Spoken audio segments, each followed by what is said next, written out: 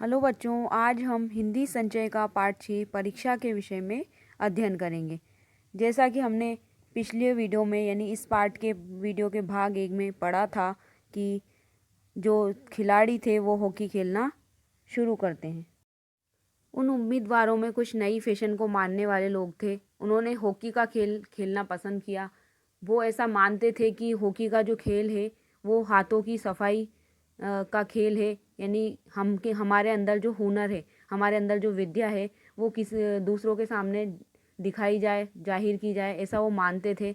कुछ हाथों की सफाई ही कर ली जाए, यानी हाथों को साफ कर लिया जाए इस खेल के माध्यम से।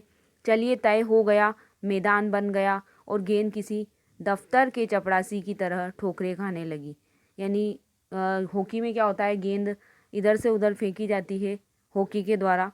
तो वो जो गेंद थी वो जिस प्रकार ऑफिस में चपरासी इधर से उधर फाइलें लेकर ठोकरें खाता है, उसी तरह से वो गेंद भी ठोकरें खाने लगी। रियासत देवगढ़ में यह खेल बिल्कुल निराली बात थी। यानी देवगढ़ रियासत में पहले कभी ऐसा खेल नहीं हुआ था, यह एक अनोखी बात थी। पढ़े लिखे भले मानुस लोग शतरंज और ताश जैसे गंभीर खेल खेलते थे। उनमें से जो व्यक्ति पढ़े लिखे थे वो शतरंज और ताश का खेल खेलना पसंद करते थे। दौड़ कूद के खेल बच्चों के खेल समझे जाते थे, यानी दौड़ना कूदना ऐसे खेल बच्चों के खेल उन्हें समझ में आते थे।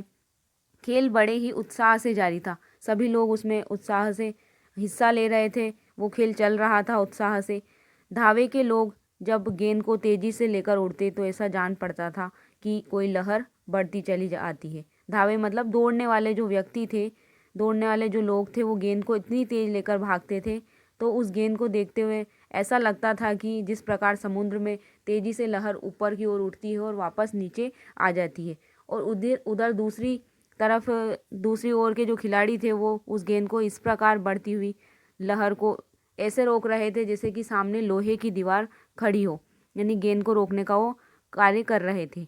संध्या तक यही धूमधाम रही, यानी शाम तक यही मौज मस्ती रही, धूमधाम रही। चारों तरफ लोग पसीने से तर हो गए, यानी सभी लोग पसीने से गीले हो गए।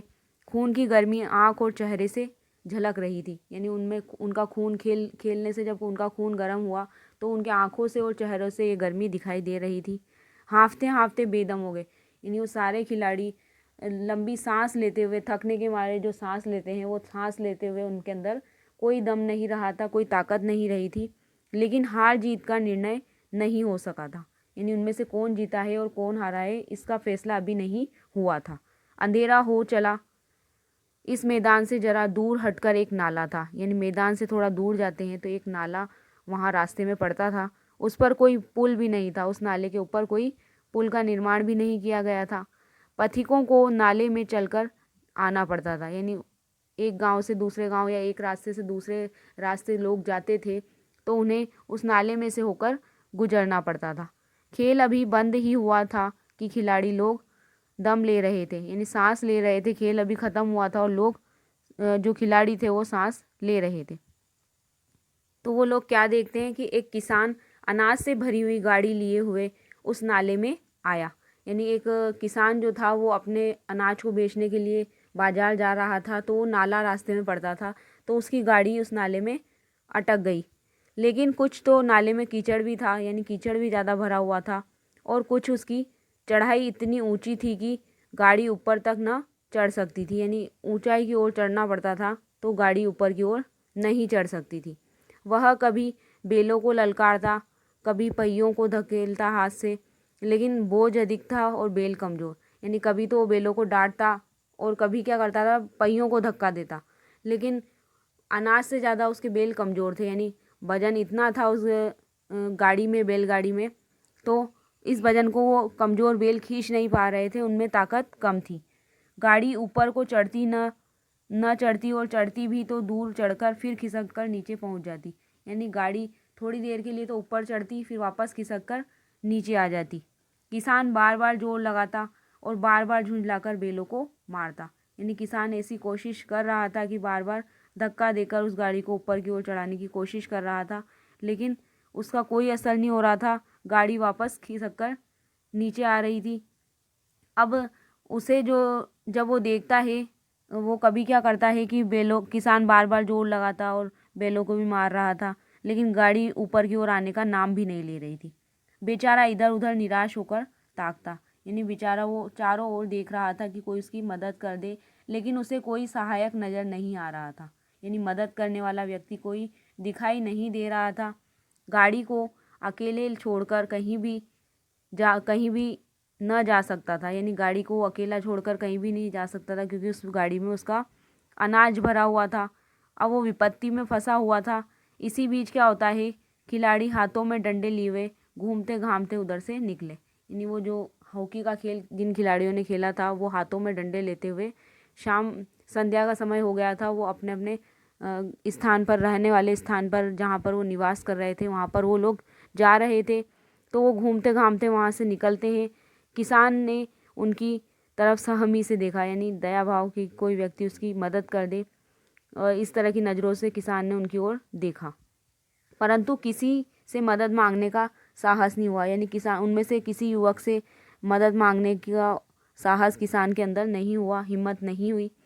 खिलाड़ियों ने भी उसे देखा मगर बंद आंखों से, यानी उसकी तरफ ध्यान नहीं दिया, उस किसान की ओर किसी ने भी ध्यान नहीं दिया जिसमें सहानुभूति नहीं थी, यानी इस तरह से देखा कि जैसे बंद आंखों से किसी को देख रहे हैं, बिना दया के भाव से उसकी ओर देखा। अब वो किसान जो था वो अपने आप को स्वार्थी समझ रहा था, यानी उसके अंदर स्वार्थ छिपा हुआ था, लेकिन उसके अंदर उदारता यानी दयालुता और वात्सल्य का नाम भी नहीं था। लेकिन उसी समूह में एक मनुष्य ऐसा था जिसके हृदय में दया थी और साहस भी, यानी वो खिलाड़ियों का जो समूह जा रहा था उसमें एक युवक ऐसा भी था जो वीर भी था और जिसके हृदय में दया की भावना भी थी। अब वो क्या करता है कि आज वो हॉकी का खेल खेल रहा था, जिसके कारण उसके पैरों में चोट लग गई थी, यानी उनमें से जो वीर व्यक्ति था और जिसके हृदय में दया थी, उस व्यक्ति के पैरों में आज चोट लग गई थी खेलने के दौरान। वो लंगड़ाता हुआ धीरे धीरे चला आता था। धीरे धीरे वो गाड़ी के पास आया। अकस्मात यानी होता है अचानक, अचानक उसकी नज़र गाड़ी पर पड़ गई, यानी अचानक से उसकी नज़र गाड़ी के ऊपर पड़ गई और वह ठिठक कर रह गया, यानी वहीं पर खड़ा रह गया। उसे किसान की सूरत देखते ही सब ज्ञात हो गया, यानी किसान की शक्ल उसने देखी और उसे सब पता चल गया कि यह मुसीबत में है। अब वो खिलाड़ी क्या करता है, डंडा एक किनारे पर रख देता है, कोट को उतार के वो एक तरफ रख देता है और किसान के पास जाकर बोला, मैं तुम्हारी गाड़ी निकाल दूं, यानी मैं तुम्हारी गाड़ी निकाल सकता हूँ, ऐसा वो बोलता है। अब किसान ने उसे देखा और उसका हुलिया किस प्रकार का था, वो किस प्रकार का व्यक्ति दिखाई देता था। एक गठे हुए बदन का लंबा आदमी सामने खड़ा है, यानी एक लंबा चौड़ा व्यक्ति, स्वस्थ व्यक्ति उसके सामने खड़ा दिखाई देता है। झुककर बोला, हुजूर मैं आपसे कैसे कहूँ, यानी जो वो किसान जो था वो उसकी ओर झुकता है युवक की तरफ और वो बोलता है कि मैं आपसे मदद कैसे मांग सकता हूँ। युवक बोलता है, मालूम होता है तुम यहाँ बड़ी देर से फंसे हो, यानी मुझे ऐसा लगता है कि तुम यहाँ पर काफ़ी समय से फंसे हुए हो, लेकिन तुम्हारी गाड़ी इस कीचड़ से बाहर नहीं आ रही है, नाले से बाहर नहीं आ रही है। अच्छा तुम गाड़ी पर जाकर बैठो, बेलों को तुम तो गाड़ी पर जाकर बेलों को साधो और मैं पहियों को धकेलता हूँ, यानी तुम गाड़ी के ऊपर जाकर बेलों को संभालो और पहियों पर धक्का मैं लगाता हूँ, अभी गाड़ी ऊपर चढ़ जाती है। यानी मैं इस प्रकार का प्रयास करूँगा और दोनों मिलकर कोशिश करेंगे तो गाड़ी अभी हाल ऊपर चढ़ जाएगी, ऐसा वो युवक किसान से कहता है। अब क्या होता है, किसान गाड़ी पर जाकर बैठ जाता है और जो युवक था जो कि मदद करने को तैयार था वो पहियों को जोर लगाकर उकसाया। उसने पहियों पर जोर लगाया। कीचड़ बहुत ज़्यादा था, यानी उस नाले में कीचड़ बहुत ज़्यादा भरा हुआ था। वह घुटने तक ज़मीन में गड़ गया, यानी जो युवक मदद करने के लिए आगे आया था उसके कीचड़ घुटने तक गड़ गया, लेकिन उसने हिम्मत नहीं हारी, यानी हार नहीं मानी। उसने फिर जोर लगाया, फिर कोशिश की उसने। उधर किसान ने बेलों को ललकारा, यानी बेलों को डांटा। बेलों को सहारा मिला, हिम्मत बंधी। उन्होंने कंधे झुकाकर एक बार फिर जोर लगाया तो गाड़ी नाले के ऊपर थी, यानी उसने कंधे झुकाकर फिर से जोर लगाया तो गाड़ी नाले के ऊपर आ चुकी थी। किसान युवक के सामने हाथ जोड़कर खड़ा हो गया, यानी जो वो किसान था वो उस व्यक्ति के सामने हाथ जोड़ के खड़ा हो गया। बोला, महाराज आपने आज मुझे उबार लिया, नहीं तो मुझे सारी रात यहीं बैठना पड़ता, यानी आपने मुझे मेरी मुसीबत में सहायता की, नहीं तो मुझे इस बैलगाड़ी के साथ अपने अनाज के साथ यहीं पर पूरी रात निकालनी पड़ती। कोई मेरी मदद करने के लिए तैयार नहीं हो रहा था। अब किसान की इस तरह की बात सुन के युवक ने हंसकर कहा, अब मुझे कुछ इनाम देते हो? किसान ने गंभीर भाव से कहा, नारायण चाहेंगे तो दीवानी आपको ही मिलेगी। यानी जो किसान था उसने यही बात कही कि आप दीवान पद के लिए यहाँ पर आए हैं, तो ईश्वर चाहेगा तो आपको ही दीवान पद मिलेगा, ऐसा उन्होंने उससे कहा। युवक ने किसान की तरफ गौर से देखा। अब जो वो व्यक्ति था जो कि दीवान पद के लिए आया था, जिसने किसान की मदद की थी, उसने किसान को देखा। अब उसके मन में एक संदेह हुआ, कहीं ये दीवान सुजान सिंह तो नहीं है? यानी ये व्यक्ति जो कि दीवान पद की परीक्षा ले रहे हैं, जो पहले हमें वर्तमान में दीवान पद पर बैठे हुए हैं, ये वो वही तो नहीं? आवाज़ मिलती है, चेहरा मोहरा भी वही है, यानी उनकी आवाज़ भी दीवान सुजान सिंह से मिल रही है, किसान की आवाज़, और उनका चेहरा भी इसी तरह का है। किसान ने भी उसको तीव्र दृष्टि से देखा, यानी किसान ने भी उसको तेज निगाह से देखा। शायद उसके दिल के संदेह को भांप गया, यानी उसके दिल में जो विचार था, आशंका थी, उसको वो समझ गया था। मुस्कुराकर बोला, गहरे पानी में बैठने से ही मोती मिलता है। यानी पानी जितना अंदर होगा उसी के अंदर से मोती हमें मिलता है, यानी कीमती वस्तु हमें मिलती है। निदान पूरा महीना बीत गया, यानी 1 महीना पूरा हो चुका था। अब दीवान दीवान पद के लिए व्यक्ति को चुनने का दिन आ गया था, चुनाव का दिन आ पहुंचा। उम्मीदवार लोग प्रातःकाल से ही अपनी किस्मतों का फैसला सुनने के लिए उत्सुक थे। उत्सुक मतलब तैयार थे, यानी सभी लोग अपनी किस्मत का फैसला सुनने को उस दिन तैयार थे। दिन काटना तो पहाड़ हो गया, यानी 1 महीना तो उनका कट गया, निकल गया, लेकिन जिस दिन उनका चुनाव का परिणाम आने वाला था, वो दिन उनको गुजारना एक पहाड़ के समान ऊंचा दिखाई दे रहा था, यानी बहुत ऊपर ज़्यादा लंबा दिखाई दे रहा था। वो दिन उनका ख़त्म ही नहीं हो रहा था।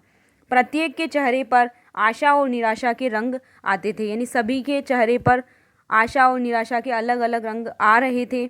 नहीं मालूम आज किसके नसीब जागेंगे, यानी ऐसा नहीं पता था कि आज किसकी किस्मत, किसका भाग्य खुलेगा। न जाने किस पर लक्ष्मी की कृपा दृष्टि होगी, यानी लक्ष्मी यानी पैसे और दीवान पद की कृपा किस पर होगी। संध्या समय राजा साहब का दरबार सजाया गया, यानी राजा का दरबार सजाया गया शाम के समय पर। शहर के रईस और धनाढ्य लोग, राज्य के कर्मचारी और दरबारी तथा दीवानी के उम्मीदवारों का समूह सब रंग बिरंगी सज धज बनाए दरबार में आ विराजे, यानी अमीर व्यक्ति सारे, राज्य के जो काम करने वाले व्यक्ति और दरबार के दीवान, सभी उम्मीदवारों के समूह में, यानी जो दीवान पद के लिए आए थे, वो सभी समूह बनाकर वहाँ पर बैठ जाते हैं। सब रंग बिरंगे लोग सज धज के वहाँ आए और दरबार में आकर बैठ जाते हैं। उम्मीदवारों के कलेजे धड़कने लगे, यानी परिणाम सुनने के लिए सभी के कलेजे धड़कने लगे, अंदर ही अंदर वो डरने लगे इसकी किसको दीवान पद मिलेगा। तभी क्या होता है कि सरदार सुजान सिंह ने खड़े होकर कहा, दीवानी के उम्मीदवार महाशयों, यानी सभी व्यक्तियों को संबोधित करते हुए, पुकारते हुए उन्होंने कहा, दीवान पद पर आए हुए सभी उम्मीदवार, मैंने आप लोगों को जो कष्ट दिया है, यानी आपको जो परेशानी दी है 1 महीने के अंदर, उसके लिए मुझे क्षमा करना, यानी उस कष्ट के लिए मुझे माफ़ करना। इस पद के लिए ऐसे पुरुष की आवश्यकता थी जिसके हृदय में दया हो और साथ साथ आत्मबल भी, यानी इस दीवान पद के लिए मुझे ऐसे व्यक्ति की ज़रूरत थी जिसके हृदय में दया हो और उसका आत्मबल, यानी आत्मा के रूपी जो बल है, ताकत है, वो भी मजबूत हो। हृदय वह जो उदार हो, यानी उसका हृदय दयालु हो, आत्मबल भी हो, यानी उसके अंदर आत्मा के अंदर ताकत भी हो। वह जो विपत्ति का वीरता के साथ सामना करे, यानी मुसीबत का वो वीरतापूर्वक मुकाबला करे। और इस रियासत के सौभाग्य से हमको ऐसा पुरुष मिल गया, ऐसे गुण वाले संसार में कम ही होते हैं। यानी हमने 1 महीने तक आपके जो आचरण है उस पर हमने नज़र रखी, उसके बाद हमें ऐसे गुण वाला व्यक्ति हमें मिल चुका है, जो वे कीर्ति और मान के शिखर पर बैठे हुए हैं, यानी उसकी जो पताका है और उसकी इज्जत है वो ऊंचाई पर उठी हुई है। उन तक हमारी पहुंच नहीं, यानी उन तक हम नहीं पहुंच सकते। मैं रियासत को पंडित जानकीनाथ सा दीवान पाने पर बधाई देता हूँ, यानी इस रियासत को मैं जो पंडित जानकीनाथ है उसे दीवान पद की बधाई देता हूँ। रियासत के कर्मचारियों और रईसों ने जानकीनाथ की तरफ देखा, यानी सभी व्यक्तियों ने उस व्यक्ति की तरफ देखा उम्मीदवार दल जो था उनकी आंखें उधर उठी, यानी जहाँ पर जानकीनाथ बैठा हुआ थे वहाँ पर उनकी निगाहें गई, मगर उन आँखों में सत्कार था, यानी एक इज्जत थी। इन आँखों में ईर्ष्या, यानी जो लोग उसकी तरफ देख रहे थे उनमें थोड़ी जलन की भावना थी।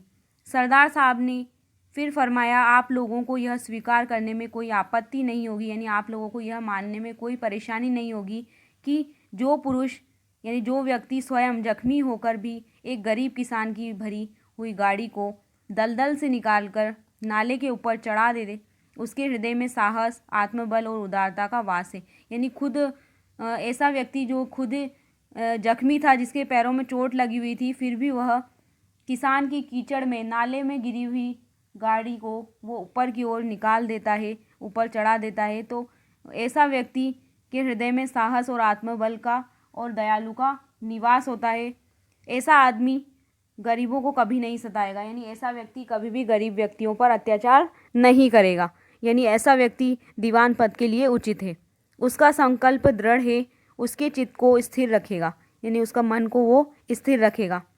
वह चाहे धोखा खा जाए परंतु दया धर्म से कभी नहीं हटेगा। ऐसा व्यक्ति कभी भी अपने जीवन में धोखे का शिकार हो सकता है, लेकिन वो किसी के साथ अत्याचार नहीं करेगा और अपने धर्म के रास्ते से कभी भी नहीं हटेगा। इस प्रकार सरदार सुजान सिंह ने अपने वादे के अनुसार दीवान पद के लिए, देवगढ़ रियासत के में दीवान पद के लिए एक उचित उम्मीदवार का चयन किया था, जिसमें एक अच्छे मनुष्य होने के गुण थे जो कि दीवान पद के लिए आवश्यक थे। एक व्यक्ति के अंदर दया, धर्म और कर्तव्य का पालन करने जैसे गुण उस उम्मीदवार के अंदर थे। ऐसे व्यक्ति को उन्होंने दीवान पद के लिए चयन किया था। धन्यवाद।